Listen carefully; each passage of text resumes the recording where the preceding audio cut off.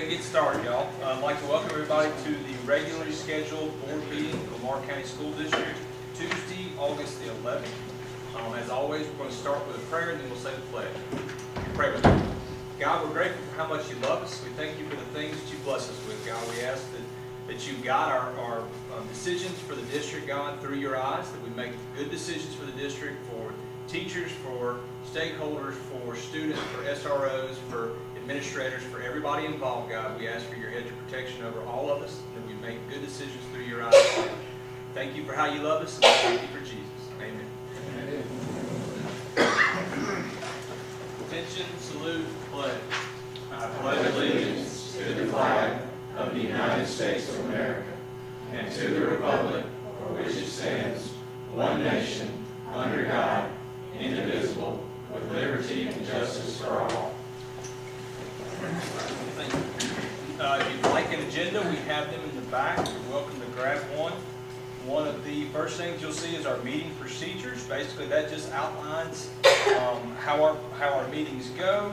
If you have not requested to be heard before the board tonight and are on the agenda, you will not be heard tonight, but you are welcome to make that request through the central office channels.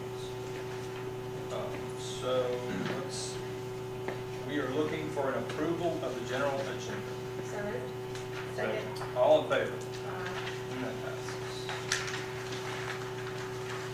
All right. We are looking for the approval of July 20, 2026 minutes. Make a motion.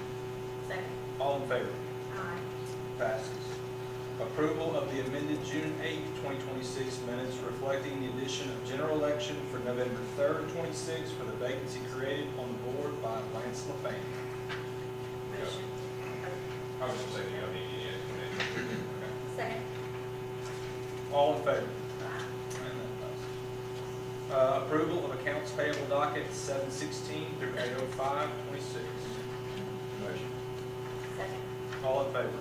Aye. Passes.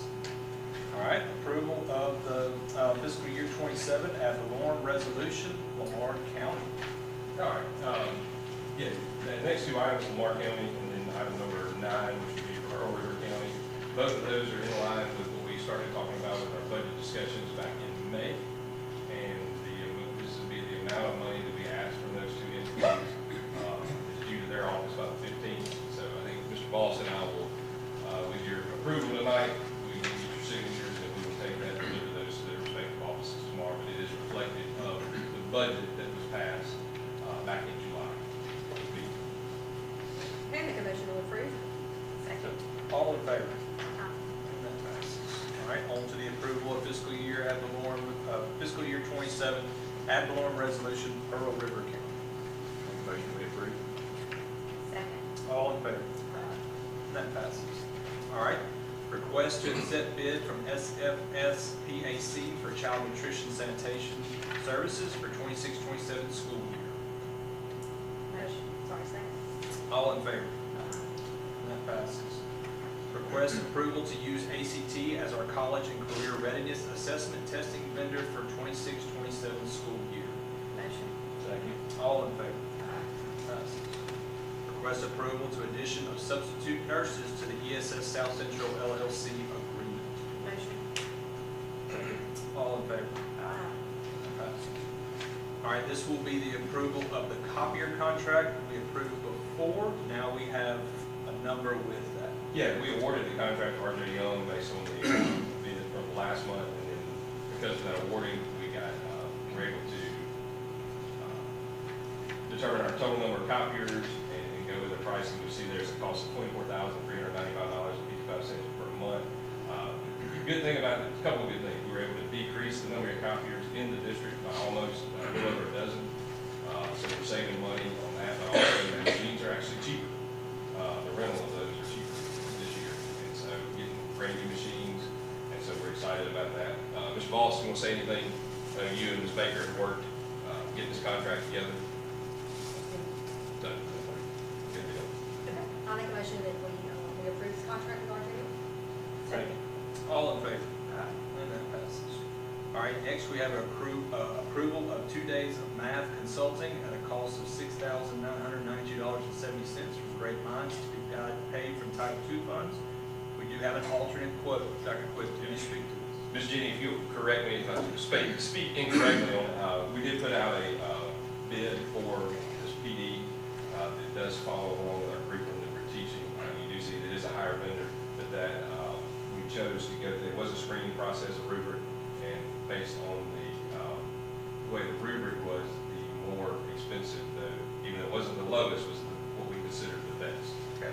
Based on the rubric, because it does completely align with our curriculum that we use. Okay. Ms. Jenny, is that correct? That is absolutely correct. Okay. Do we do this every year? No, not necessarily. It's based on need. Oh,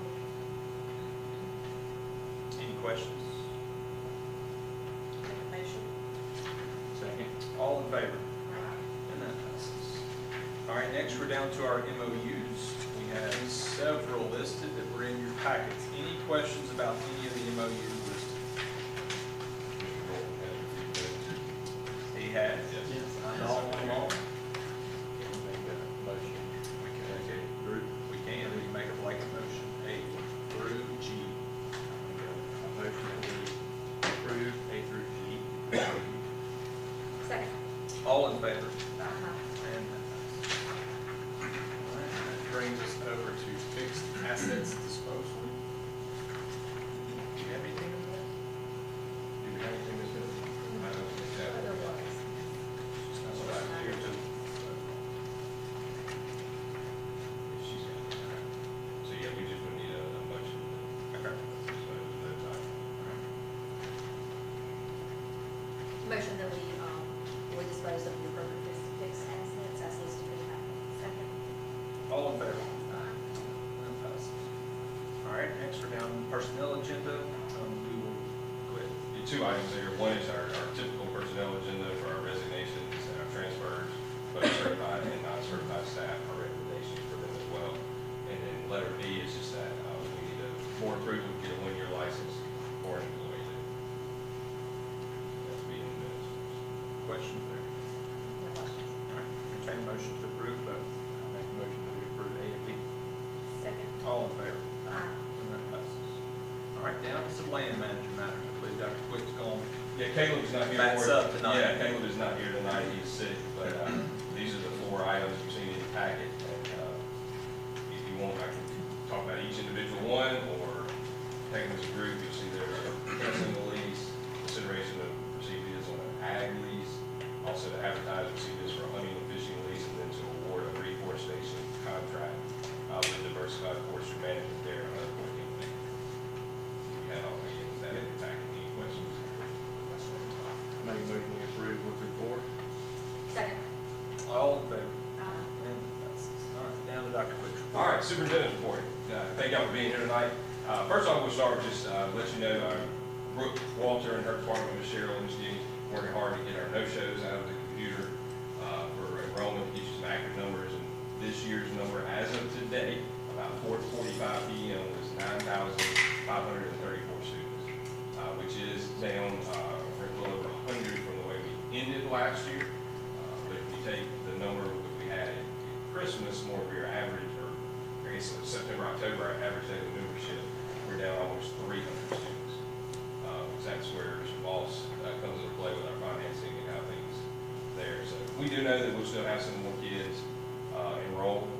It's just typically that way, but we have the bulk of everybody there, we believe now at 9,000. We do have a couple sites that actually increased. Some are all middle school, and down at Lumberton and in Purvis Lumber. So, but we'll digest those and get you some more of those, between now and next month. I just want to let you know that's what we have today. With the new attendance law, which we'll kind of talk about as well, by the 15th, and then the deadline of a month, the legislature did. So anyone homeschooling and no-shows, we have to report those by the 15th of August. I know Mr. Norton and I talked about the new attendance law, and I know we put some stuff out on social media, but we are still in our office working on what we'd like to consider a one-pager to give to our families and try to explain it as best as possible, because it does put a lot more accountability on the parents and put it's us trying to help the parents. Last thing we want to do is to refer students to the court system, parents to the court system, but we also know that if kids are not coming to school, we're not able to educate. So we're trying to work on simplistic information to make sure our communities and our parents are informed, but then also give away that if there is beyond those allowable absences, extenuating circumstances, extended sickness, death in the family, those type of things, that they have an avenue to request permission so that our office can approve those excused absences and not be reported. So we all while though, even though they're excused, still keeping up with the chronic absenteeism, which is the 10%. Let's see. Oh, the new screener for our ELA is extended through the middle school, and then our math through kindergarten through 5th grade. We started those actually yesterday. Had a little hiccup with the internet.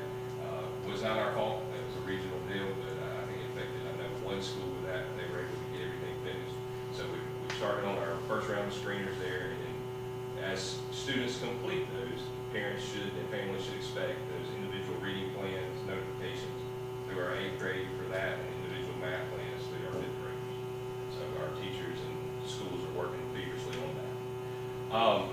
Weapons detection update, that is going full-fledged in our secondary schools, middle and high school. Chief Hill is here.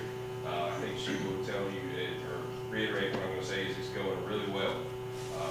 All the, of course, Oak Grove High School being our largest. We did add another entry point for them, so they now have 5. And Ms. Twilley reported she was only 3 minutes late for her starting time this morning, so she was a lot more satisfied than she was this time last week.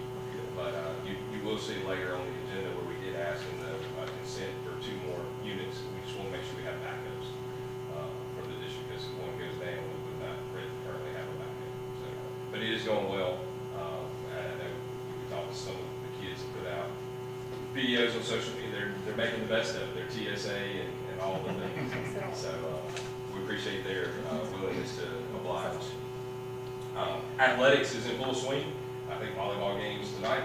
In fact, football is probably practicing tonight because they can't practice during the day because of the heat and everything. So next week, we'll start jamborees for football, and then the following week, we'll start week 1. And so I know, like Summerall will be playing at Jones, Lumberton, I believe, is playing at home week 1.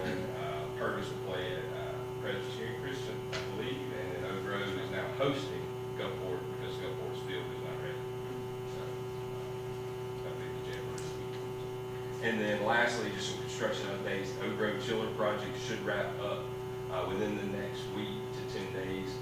Like I told you before, they had a little hiccup, but they should be working on that. I believe I talked with Jesse this morning next weekend to do it so that it doesn't interrupt anything during the day. They get everything changed out. Purvis and Summerall high schools are rocking and rolling. You'll see they moved the masonry on the back side of Purvis High School. I believe they've actually started laying exterior brick in Summerall. They were mobilizing to do that about a week and a half ago. And then moving a lot of dirt on the Oak Grove Middle side. So we'll be meeting with Liz to termine on Friday, and we'll start working on getting a date for groundbreaking for Oak Grove Middle School. Yeah. Do you have an idea of when we will have all the scores washed?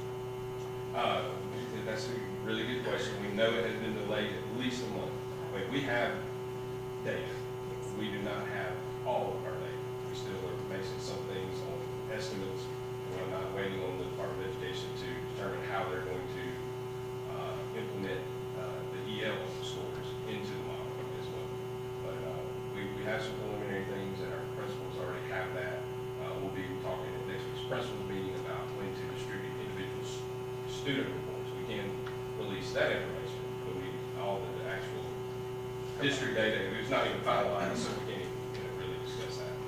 So, we did meet last Friday as a team, talking about planning and knowing that our next project we're going to be working on is Lumberton, getting that multi-purpose down there. So we're in the early stages of planning, like the when, the where, and how to get that pulled off. And so then we'll do Oak Grove Elementary because the office complex for that, because it was part of the package of the bond issue. So we'll be working on those things. We're also planning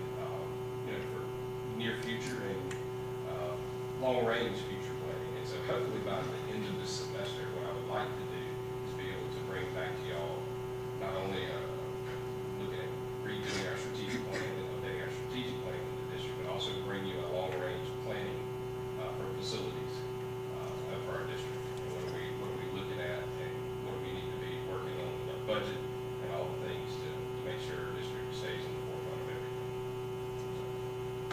And I believe that's it, unless y'all have any questions. Questions?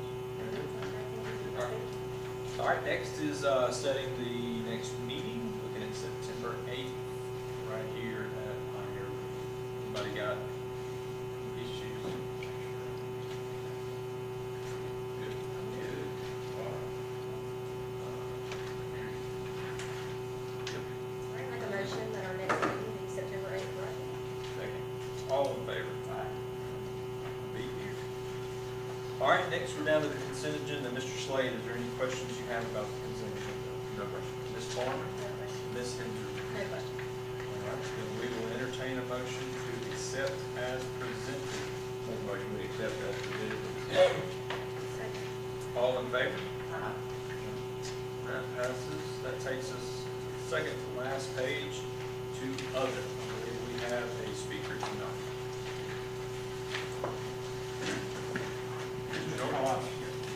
Greg Hatton. Yes, sir. As request to speak to the board.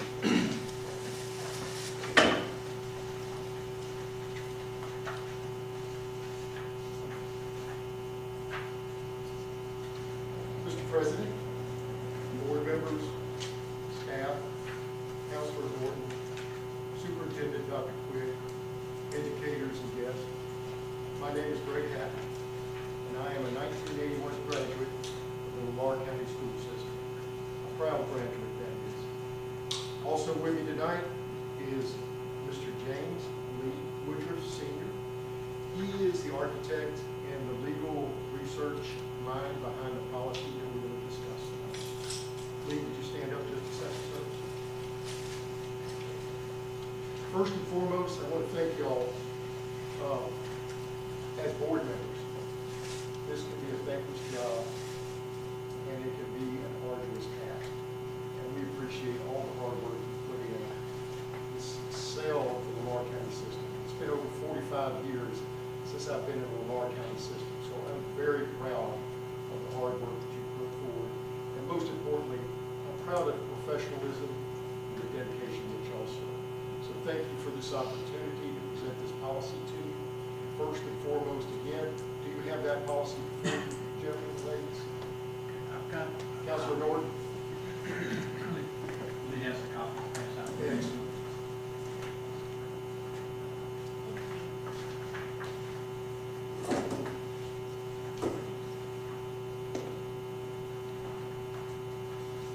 Thank you, sir.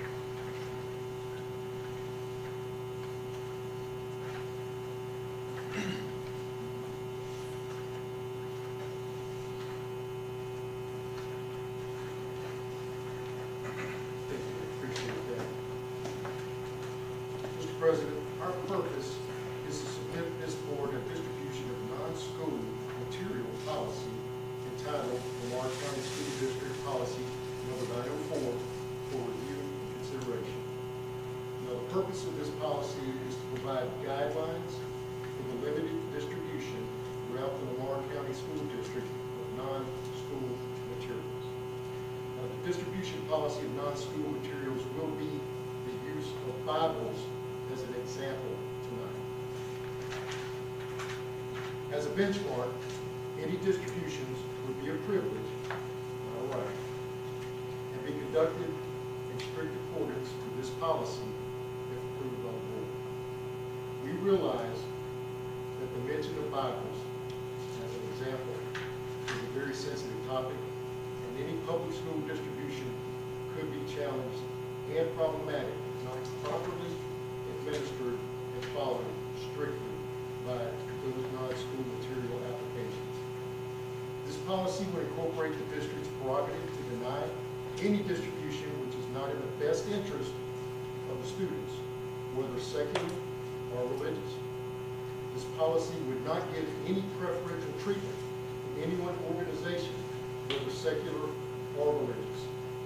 This policy would balance the district's need to protect the best interest of the students with a focus on the educational benefits of students in preparing for their futures.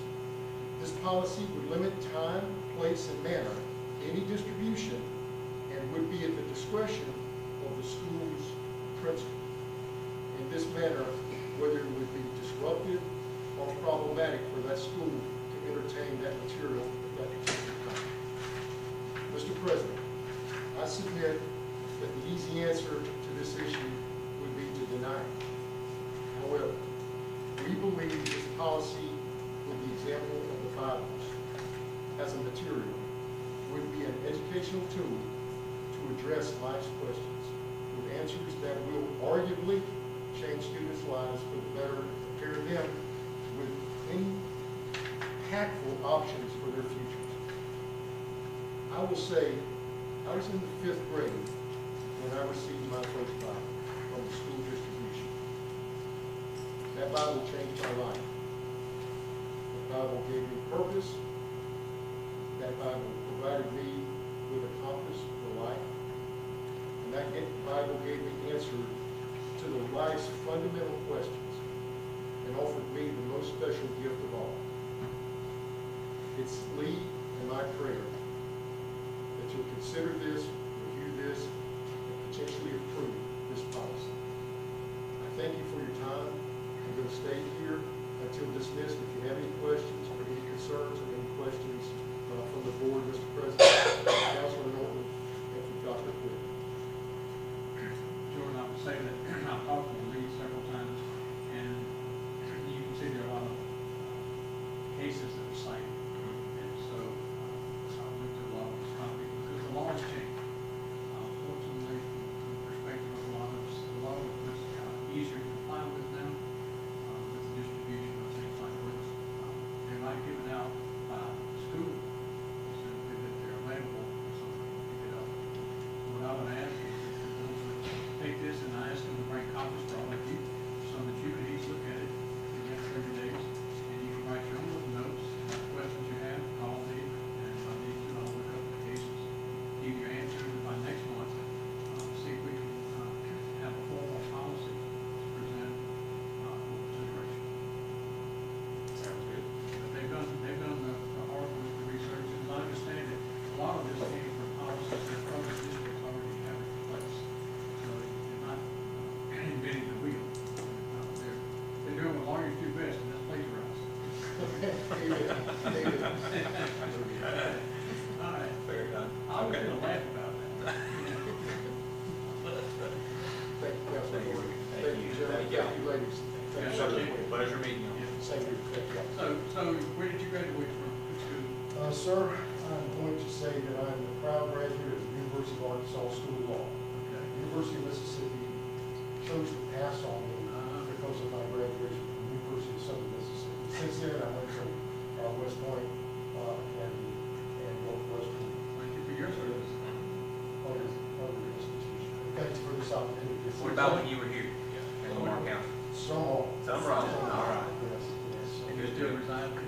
No, sir, I do not reside. I have a vacation house there. I travel through the bit. I'm a lobbyist for a company out of Washington, D.C. I won't comment on that, being a lobbyist, attorney, backgrounds on that, but it's my opportunity to just provide something back to my community. I call some all home, I call them on county home, and one day I'll get to come home. So that's my plan. And Lee, you live in Purvis? Thank you. I live in Bellevue. Okay. Have 2 grandchildren that are, step-grandchildren that are at Purpose. They live at Homes of Hope for Children. Well, thank you so much for the information. Would you like a sample? Yes.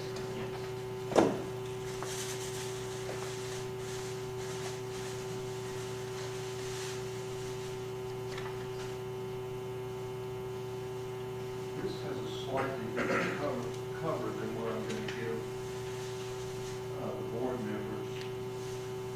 It's the same Bible, but that's the older version of Mine appeals to a child. It looks like a walker.